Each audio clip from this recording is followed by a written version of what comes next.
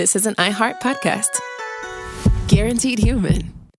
The springtime thaw is finally here. Flowers are blooming. Days are longer. We're saying yes to more plans and finally getting outside, running, walking, just moving again. It's the perfect time to upgrade your everyday go-tos with Bombas. Take Bombas sport socks. They're super comfortable and designed with sport-specific tech for running, cycling, yoga, hiking, you name it. I use them to run in, and I can tell you they work beautifully. So head over to bombas.com and use code SYSK for 20% off your first purchase. That's BOMBAS.com, code SYSK at checkout. With no fees or minimums on checking accounts, it's no wonder that Capital One Bank Guy is so passionate about banking with Capital One. If he were here, he wouldn't just tell you about no fees or minimums. He'd also tell you about how Capital One cafes are open 7 days a week to assist with your banking needs. Yep, even on weekends. It's pretty much all he talks about, in a good way. What's in your wallet? Terms apply. See CapitalOne.com/bankguy. Capital One N.A., member FDIC. Welcome to Stuff You Should Know, a production of iHeartRadio.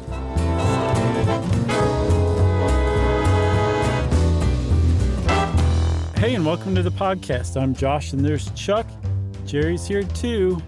I can't think of anything hilarious to say, so I'm just going to say this is Stuff You Should Know. That's right. A live show listener request edition, because Peacocks came to us. Did you get her name? Or can we just say the wonderful young girl at our Atlanta live show? I really want to say Sarah, but I'm not sure. So whoever you are, young girl who suggested Peacocks at the Atlanta show, write in to tell us your name so we can tell everybody. Yeah. So this is a great idea. We're talking about peacocks, which is, if you want to look at the word itself, it's English, and it is derived from the Latin word pavo, and in Old English, that was pronounced pawa, P-A-W-A, and that was shortened over the years to po, eventually pocock, then powcock, and I guess peacock. And it's linked a little bit to this old expression, proud as a po, which is, how a peacock kind of struts around all prideful. And then eventually it became peacock. Yeah. And you would think it would have become peacock like in the 1950s or 60s, but no, it became peacock as far back as the 1300s. Yeah. So that's it for etymology of peacocks, but there's a little more about the word peacock because a lot of you are getting things wrong and you need to be corrected harshly sometimes. A peacock is specifically the male of the species. Obviously. The peahen is the female. So if you see a brown, kind of drab-looking peacock, and you say, look at that brown peacock, well, you just sound like a hayseed. Yeah. It's a peahen. And she's not drab, she's camouflaged. That's right. They're little babies called peachicks. And if you want to talk, as we're going to, about the species as a whole, we're going to be saying peafowl. And then we will, when we say cock, we're going to mean male. When we say hen, we're going to mean lady. And when we say chick, we're going to mean BB. Okay. I think we've really laid it out. There are three main species, speaking of laying this out, of the peafowl. And you have the most common that if you live in the United States and you've seen one, maybe in a zoo, maybe in a park, or maybe just strutting around your neighborhood. Yeah, we have some walking around our area too. Oh, yeah. Is it, the same ones from many years ago? Because you told the story years ago about the sound of the peacock. Sorry, no, those were Yumi's grandma's peacock, neighborhood peacocks. Oh, okay. And for some reason, the ones that live around me are not a disturbance at all. I mean, they make their sounds, but it's few and far between.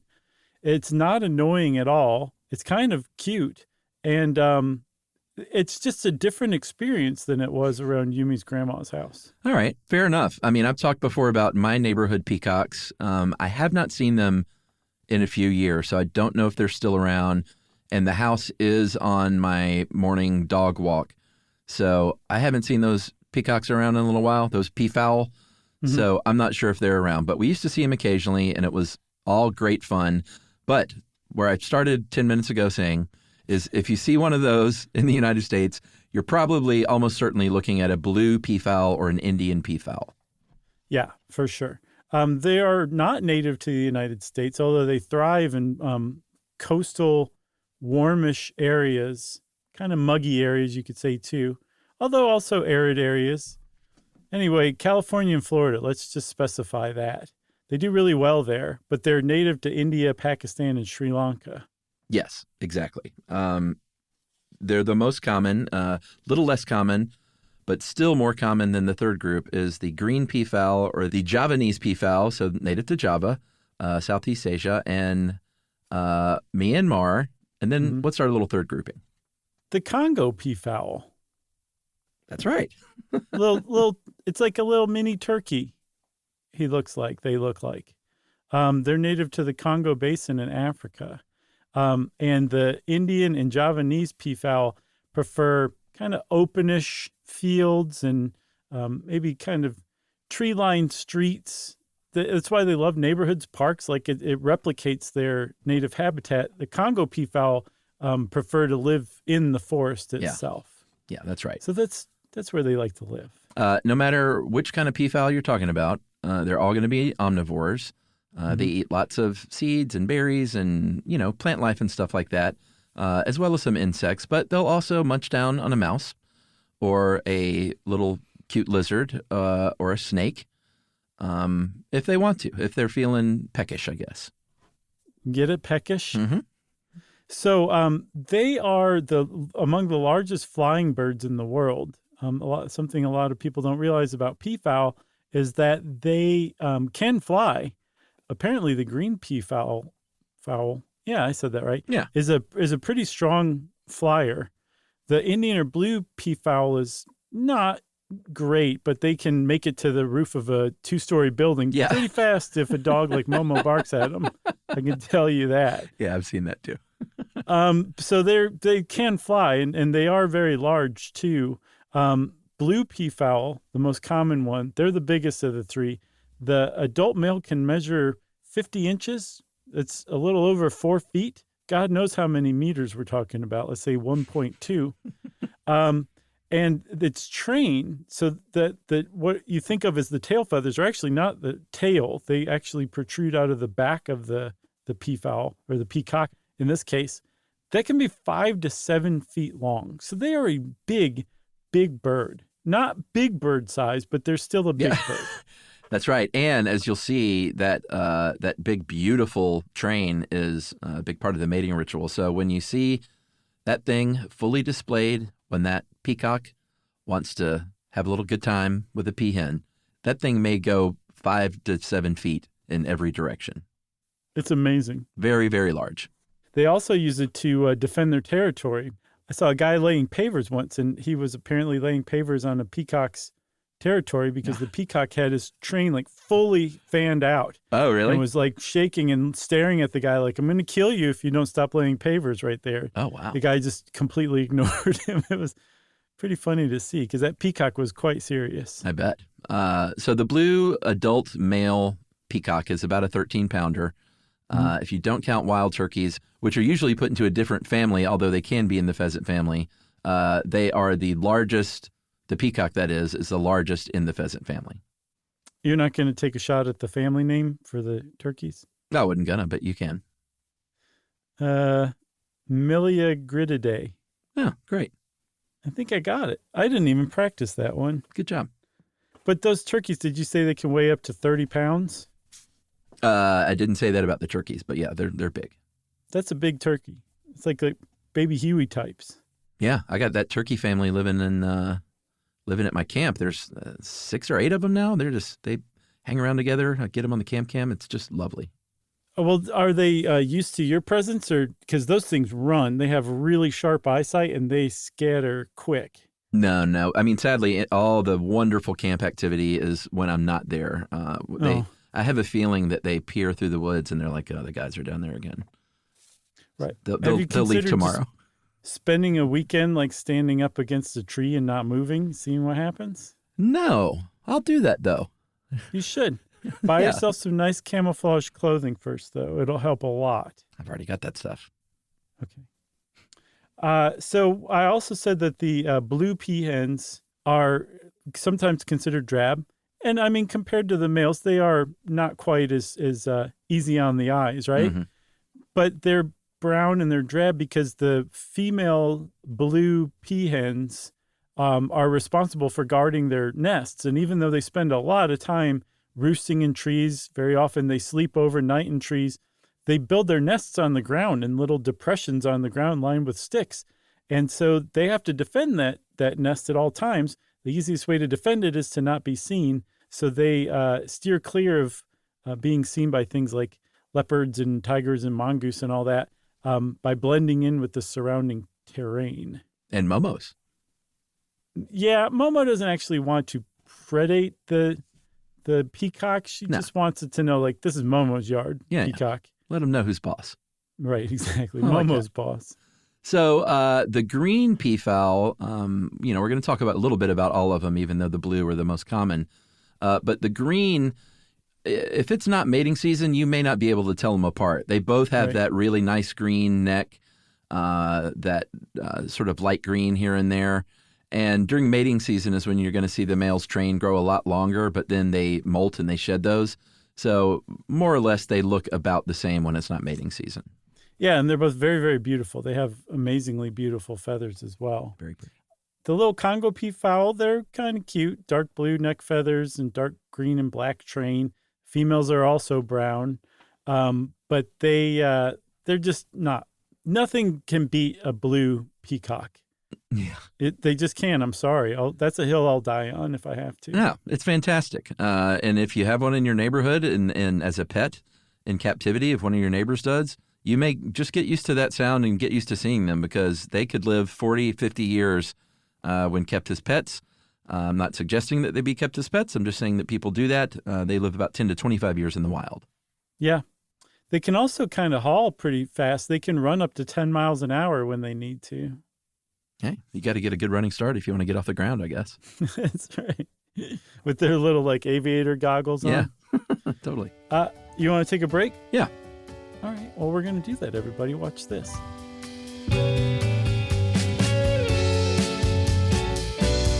Stuff you should know.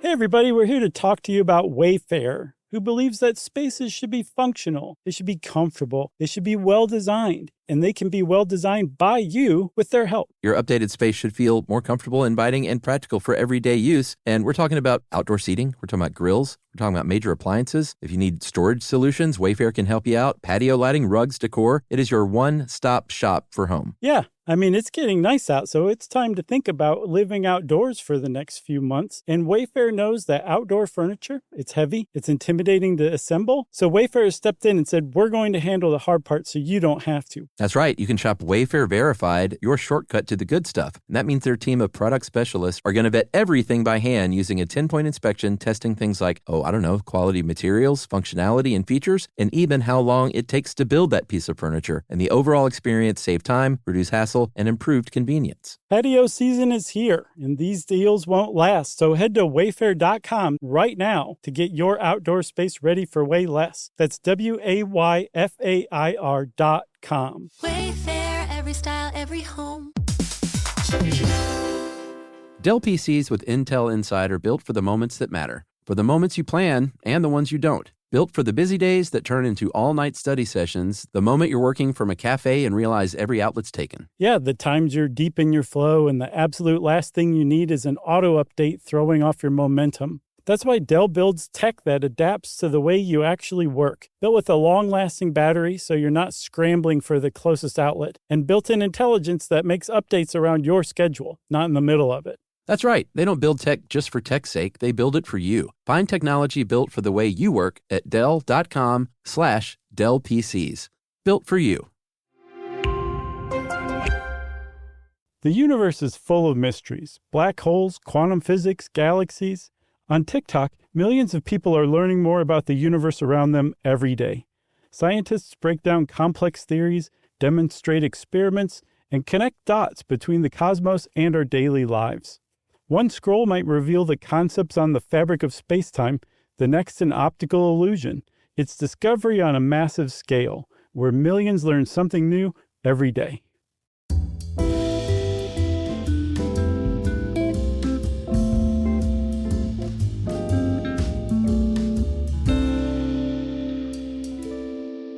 So I think it's high time that we talk about what everybody thinks of when they think of peacocks, which is that amazing train of feathers spread out in a fan behind them. And it's correct to say him. And this is all part of the mating ritual, right? That's the whole point of those feathers. Again, the peacocks will use it to try to ward off or intimidate trespassers in their territory. But for the most part, the whole thing is to impress the peahens. That's right. And when a male wants to impress a peahen, that peacock will prop up those feathers into a big, beautiful fan. Dave likens it, Dave helped us with this, to like an inverted umbrella. So it's sort of, when you see it, it's sort of pointed back from their butthole area toward the hen. And they will shake those feathers. And the shaking isn't just like, hey, look how pretty and iridescent this gorgeous train is. Mm-hmm. Science has discovered semi-recently that those vibrations are in lockstep with the peafowl's head feathers that they used to think were just for show, but now they realize they vibrate at the same intensity and that they can actually, sort of feel when those tail feathers are vibrating in their direction through their head feathers. Yeah, they're like receivers. Isn't that neat? Super cool. So they resonate at the same rate. The male peacock, when he shakes those feathers, that fan, he can shake it at more than 25 times a second. And that resonance, I think it's like 25.6 hertz to be exact. That just happens to be tuned in almost precisely to the crest feathers on the peafowl's head. And in addition to the sight, apparently peahens have amazing sight. So they're seeing everything that the peacock's showing them. But also they're feeling it, like that's transmitting, that vibration or resonance is transmitting to their head. So it's quite you're not going to turn down a peacock if you're a peahen. They're pretty amazing dudes, I guess. That's right. And before we get emails, I'm sure Josh will admit that when you said it just happens to vibrate at the same frequency, that is no accident at all. It's called natural selection, baby. Oh, yeah, sure. I mean, you're guess just I'll being admit that. cheeky, but I'm sure somebody would write in and say, no, Josh, it didn't just happen to vibrate that way. It's by design. Intelligent design people, you mean? No. Creationists? No, by design as natural selection. It's very teleological. I don't even know what that means. What's that mean? It means that everything has a purpose. So it was like designed to be a certain way. Oh, I love that. See, people, when you don't know a word, it's okay to say, I don't know what that means. It sure is, Chuck. That's a great example to set. So, and you didn't talk down to me. You told me the definition. Now I'm a little bit smarter because of you. Yeah. I wasn't like dummy. Listen up. Teleological. All right. So we need to cover this part of the mating ritual because the fact of the matter is the peacock loves to get around the block, if you know what I mean. They have a social structure called a lek, L-E-K, which is basically a harem. And the male is going to mate with several females. But here's the part that's a little maybe not intuitive. Even though the male is mating with many females, the male isn't running the show as far as who he gets to do that with. Yeah. So he's putting on this huge show, not to be like, I'm hypnotizing you, baby, do my bidding. He's doing it because he's like, check me out. Don't you like me? Like, look at this. Aren't I amazing? And the female can either be like, I've seen better. Or she could be like, yeah, you're right up my alley. You just happen to be vibrating at my resonance. You know? And he says, that's teleological. So, yeah. So one of the ways that a male will make himself seem even more virile than he is, there's something called the hoot dash noise. And just the hoot is the noise part. It's called a hoot dash because right after the male hoots, he dashes toward the female and they start mating, right? Mm-hmm. It's actually quite disturbing to see. A lot of mating in the animal world is really disturbing to see. I saw a video too. It's like the dash was very close to the hoot. Yeah. But that's what that noise is called. So males realize that like the more hoot dashing or hoot sounds that they make, the more females in earshot, but not in eye shot, I guess, will hear, oh wow, like Terry really gets it on with a lot of peahens. I'm going to give him a shot next time he comes around because he must be very virile. Like a third of those hoot dash sounds are faked, essentially. That's right. So when that finally happens, the female peahen will scratch out a little depression in the ground, basically, and line it with sticks, and that's their little nest. They're going to lay 4 eggs that are going to hatch after 4 weeks. And those little pea chicks are up and around pretty much right out of the gate. It'll take them a couple of weeks to fly.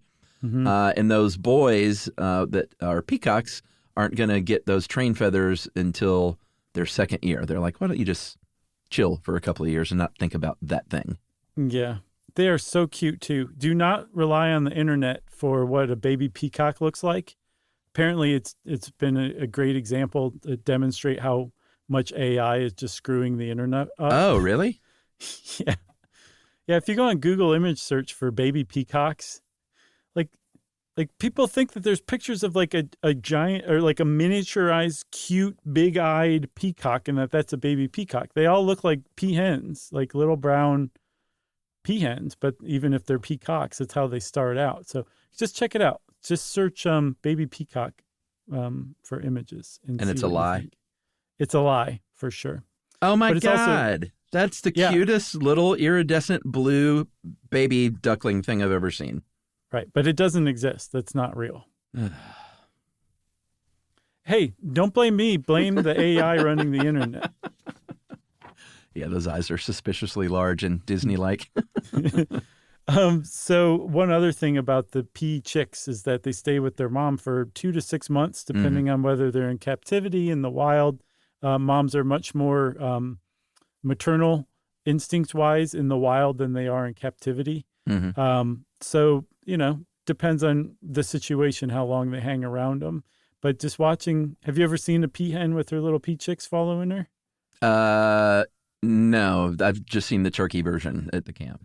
It's very cute. Oh my God, I'll bet baby turkeys are pretty cute too. Yeah, the following around is just very cute because like mom's up front and there's like 6 little guys and girls just following it along like, I can keep up.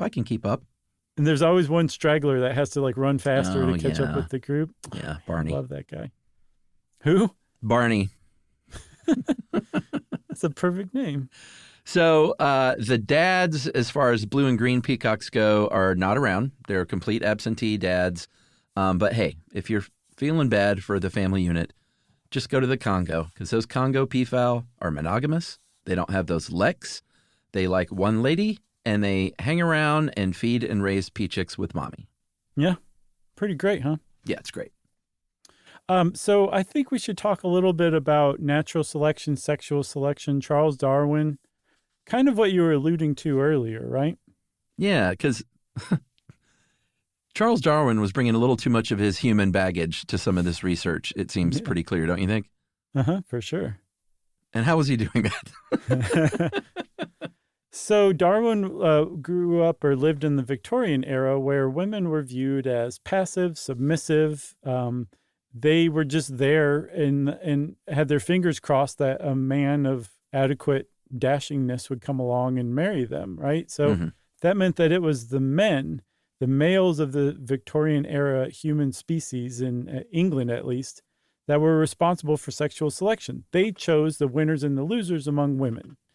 Well, Darwin was looking around the world of nature, basically all the other animals, and was like, that's not really what I'm seeing out there. And in the peacocks in particular, the females are, again, drab, really camouflaged, while the males have these amazing, beautiful displays.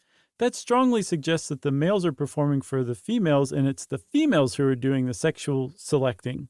Yeah. And he had such a hard time wrestling with this. There's a quote from him that said the sight of a pea feather made him sick. Right. Because he could not give in. And he finally science got the better of him. And he's like, that's just how it is. I don't like it, but females in the animal kingdom are typically the ones who select sexually and end up they're the drivers of natural selection. They choose what passes on to the next generation based on the kind of male mates that they choose. That's right. And that choosing is based on that flashy display that we're going to talk a little bit more about as far as the colors and stuff go and that vibration. But if there's science behind that, or is there science behind that? Yes.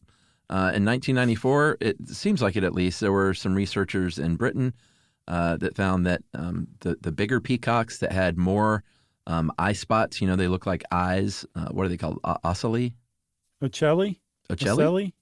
In the Italian, it'd be celli because C followed by a vowel is a ch sound. So let's just go with Italian, say ocelli. Okay. But the more of those they have and the larger that they are and the more just big and beautiful they are, it looks like the larger offspring they're going to have that are going to be more likely to survive. So it seems like they are more genetically fit. Yeah, and those eye spots play a real starring role in this whole sexual selection and mating process, right? So the feathers in and of themselves are pretty amazing, but the eye spots, these little dots with different colors on them that are across, like scattered all across the train feathers, the fan, they are of a slightly different structure, slightly different density than the rest of the feathers surrounding them.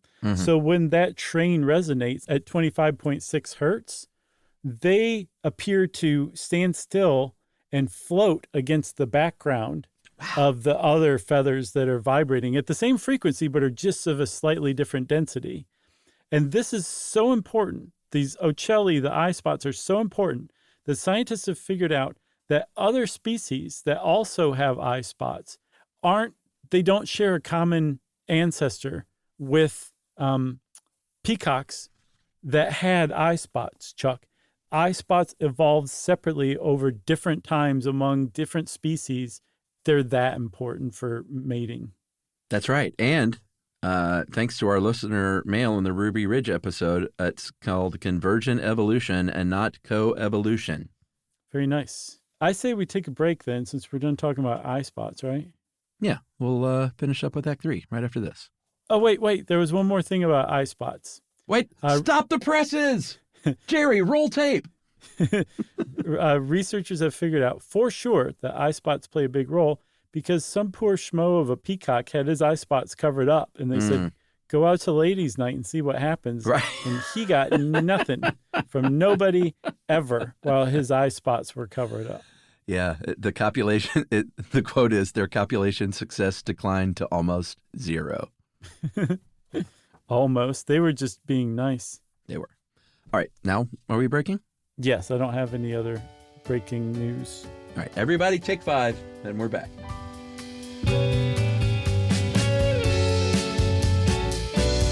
Stuff you should know.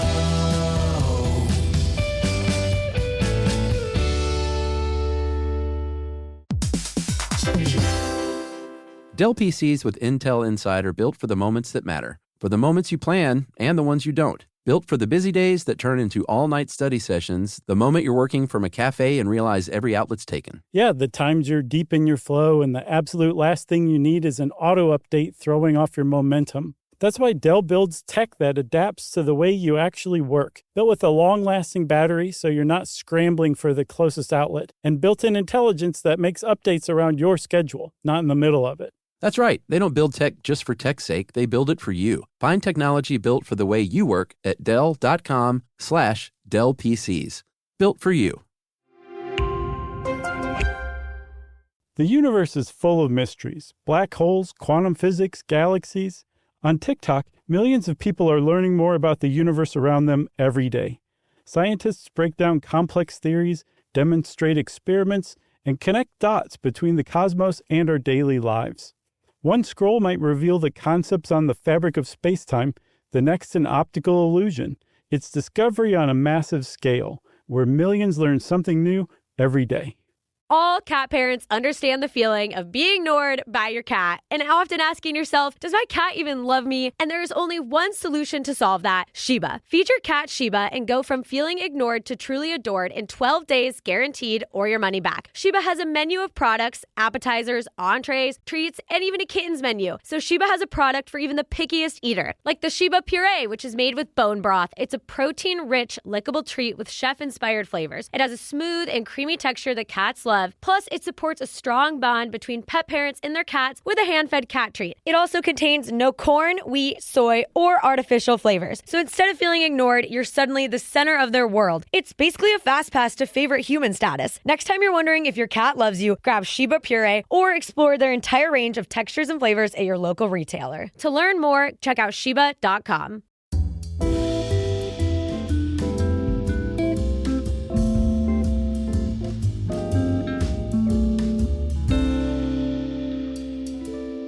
All right, we are back to finish up with Peacocks, and we're going to talk a little bit about something we did an entire episode on, and that is iridescence. This was many years ago that we did an ep on iridescence, and there's if you want to really deep dive on the science of it, you can go listen to that ep. But what we're looking at in the case of peacock feathers and why they look iridescent or just so shiny and majestic looking is because of the shape. It's a physical shape of something and not necessarily a color of something, right? Yeah. The pigments that are in the peacock's tail feathers are melanin. And melanin typically looks brown to us. It's what gives human skin kind of a brown cast to it. That is melanin pigment. And it's no different in a peacock's feathers, but the structure is totally different, like you said. There's a crystalline structure of overlaying barbs that if you look on an electron microscope, you can see quite clearly. And those barbs, those crystal barbs of melanin, there's like little gaps between them. And in fact, it creates what's called a partial band gap, which means that electromagnetic waves do not penetrate some area depending on where that light is hitting. To put simply, Chuck, depending on which angle, which direction light hits these melanin rods, the crystalline melanin rods, it's going to reflect or absorb all different kinds of light. And so the same structure can reflect or absorb different kinds of light depending on where the light hits it, which means if you're looking at it one way and you move slightly to the left, you're looking at a different part of that structure and it's reflecting different colored light. And that's how iridescence comes along. That's right. Partial band gap, not to be confused with the partial gap band, which is the sad tour when 2 out of 3 of those guys went out on the road. It wasn't a very good tour, was it? It wasn't a very good joke, but I couldn't help myself. Yeah, I mean, that's iridescence in a nutshell. That's basically how it works in across nature. It's just about, the structure of the thing. And what did we talk about? We talked about fish and butterfly wings, mainly, I think, on that episode. It's so neat. And it's just the structure. If you take a bunch of crystals and pile them on top of each other in little weird repeating patterns, they're going to become iridescent. It's gorgeous. Apparently, Isaac Newton figured it out all the way back in 1704. Yeah, based pretty on impressive. Yeah, based on peacock feathers. He said, check these out, man. I know what's going on. You'll just have to find out. That's right. We do need to talk about their Yelp because it's you used to do a pretty good impression. You want to try it? Help! Yeah. Help! It always sounds like help. That's what it sounds like to me. It's uncanny and unnerving. Yeah, it is. And I always laughed at that years ago until we got our own neighborhood peacocks. And then I would hear it occasionally. And I was like, yeah, Josh is right. Is Josh in that backyard right now? It's one of those two things is happening. Yeah, it's pretty shrill. It can get annoying if you live near one. I don't mind it so much because I didn't live next door to one. But it's usually in the morning and evening.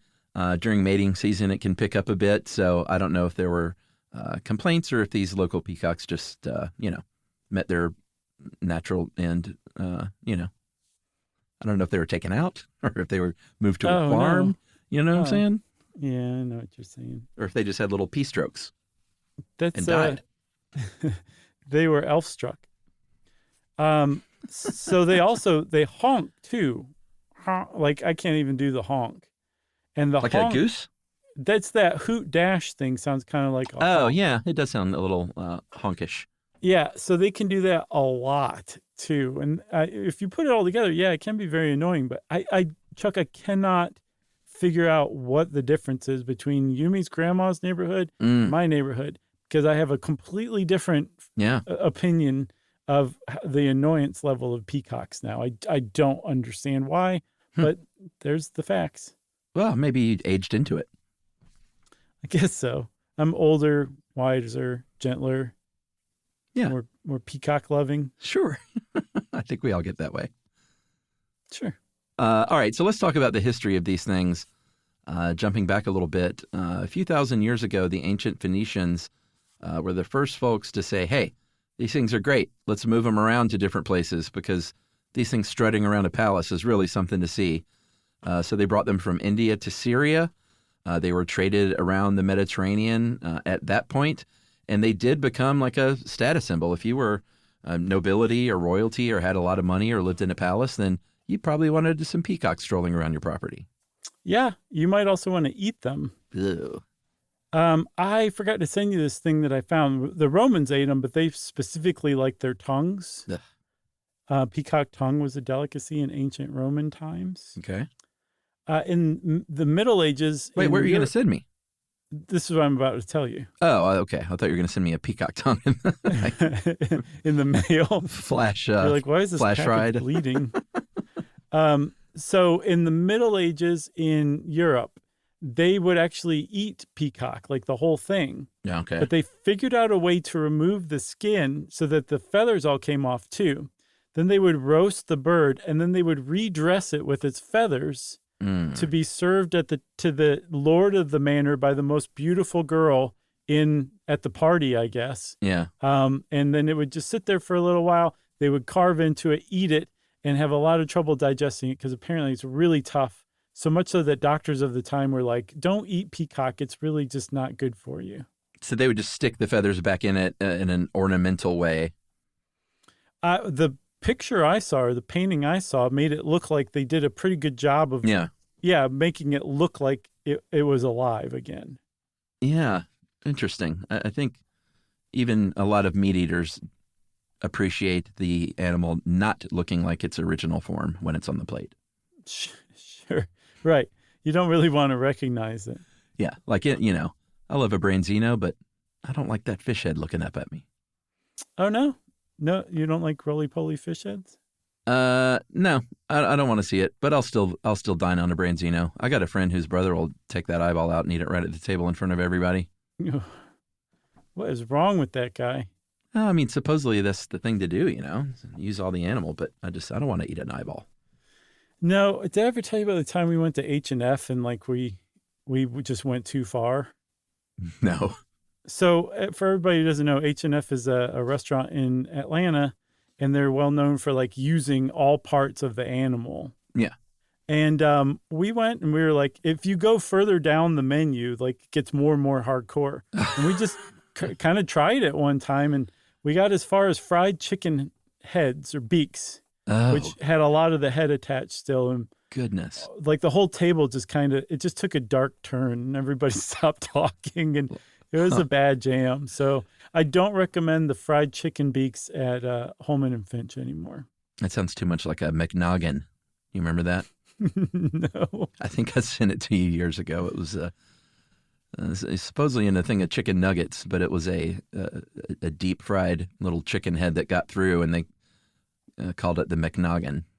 That is what H&F sells as a dish. All right. It's been very instructive. For sure. I know our poor live show fan Sarah is like, I know. Sorry I asked for it. Yeah, I said butthole earlier too. This is going downhill. It is. All right, so back to history and peacocks. Lord Krishna in the Hindu tradition wears peacock feathers as a headdress. Mm-hmm. And there have been many other examples over the years in Greek mythology and Roman mythology about the peacock. I believe Hera even had peacocks pulling her chariot. At 10 miles an hour. Yeah, exactly. She was protected by a giant named Argus who had 100 eyes, and he was killed by Hermes. And so she brought him back as the peacock. I thought that's a right. great story. Yeah. There's also the peacock throne, right? Yeah, the peacock throne is one of the most expensive things that's ever been made. If it drives it home, I think it was about twice the cost of the Taj Mahal to build this one throne, which had, 2,500 pounds of gold, 500 pounds, not 500 precious stones, 500 pounds of precious stones. Uh-huh.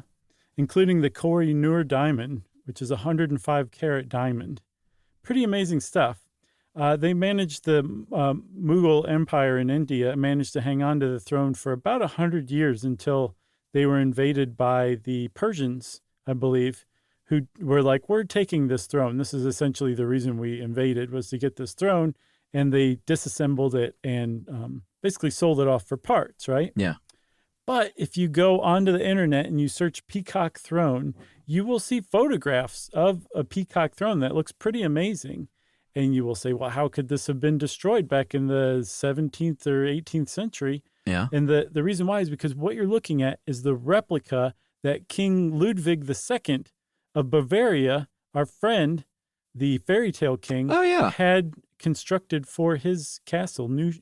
Ah, look at that. Neuschwanstein? Yeah. Which one? I don't know. I'm just amazed that you brought that around. Nice work. Thanks. Any chance I have? Sounds great. Neuschwanstein. Yeah. Any chance I have to bring King Ludwig II into the story, I'm going to take it. Well, you had that shirt made. That helps. Ask me about King Ludwig II. Endangered, yes or no? Indian bluefowl are not endangered. In fact, they're doing really, really well. And you mentioned, in places in Florida and even Southern California, they can get a little out of hand with their menace. They can tear up foliage and they can poop all over the place, and they can destroy habitats that other birds have. So people sometimes now even are trapping them and giving them vasectomies. Yeah, there's a town called Pinecrest, a suburb of Miami, which is giving peacocks vasectomies. So if you couldn't have guessed, Pinecrest is a rather well-heeled suburb of Miami, because a lot of towns can't afford to give peacocks vasectomies. That green peafowl, they are under threat, though. They're listed as endangered because they are from Southeast Asia, and a lot of their natural habitat has been done away with thanks to land development and agricultural mowing down of their environment. And also farmers who will poison them if they come into their fields. Yeah, there's only, I think, 10,000 to 20,000 left of them in the wild. Hopefully someone steps up, because losing any animal to extinction sucks. But losing particularly beautiful ones that their very presence makes the world a better place to live in, you don't want to lose those. That's right. And as for the Congo peafowl, we don't want to forget about those fellas. They are vulnerable, also habitat loss and hunting, and there are about 10,000 of those in the wild. Man alive. I know. Let's see. I'm trying to think if there's anything else. I don't really think we have anything else, do we? I got nothing else. Oh, a group of peafowl. Yeah. What is it? Collective nouns? Isn't that what they're called?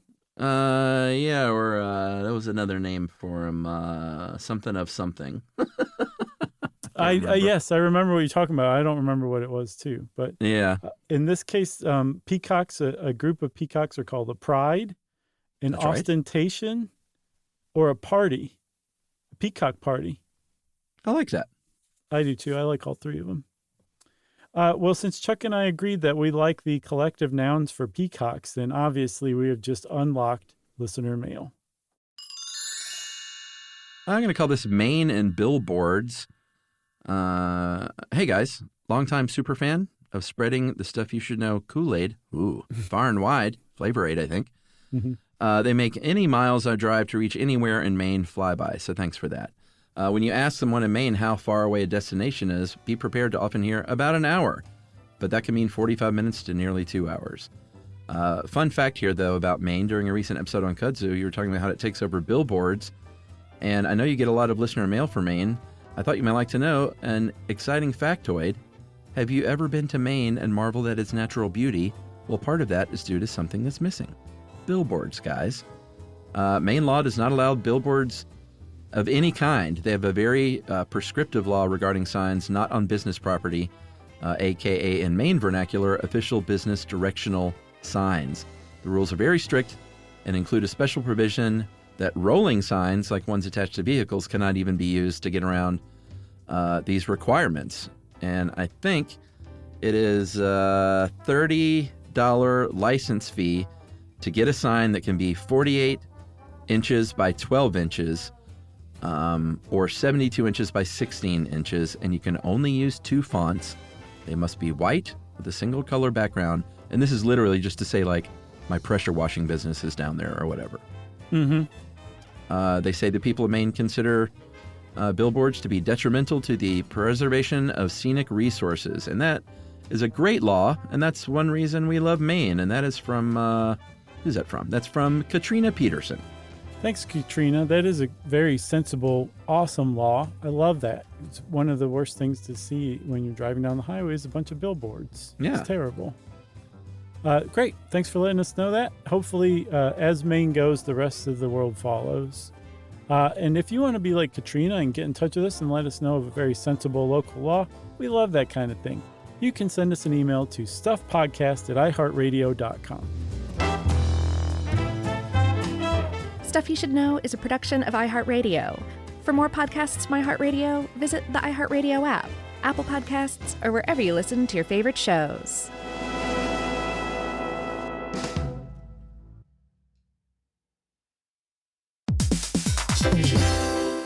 Hey, quick question for the parents listening right now. When's the last time your kid asked for something and you actually felt good saying yes? Because lately, a lot of families have been hearing the same thing. Can I have Lingo Kids, please? And here's the thing. Lingo Kids is the #1 entertainment platform for young kids with more than 4,000 interactive games, songs, and shows. Astronauts, wild animals, superheroes, dinosaurs. It's literally everything kids love all in one place. So when they ask for it, you can actually feel good saying yes. Download Lingo Kids for free and start exploring today, or unlock even more amazing content with Lingo Kids Plus. And if you go with the yearly plan, you can save up to 60%. Just search Lingo Kids in the App Store or Google Play. Lingo Kids, everything kids love.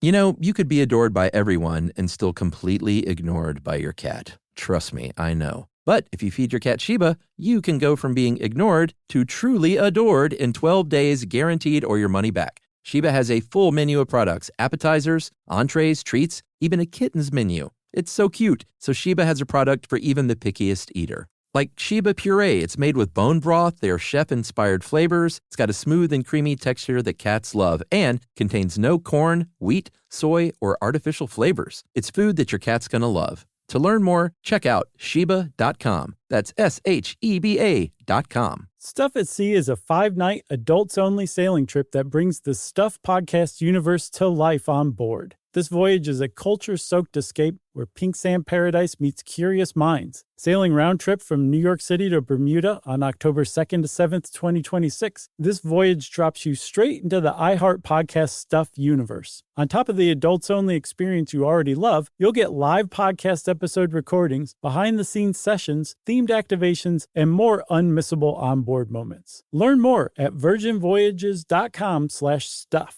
This is an iHeart podcast. Guaranteed human.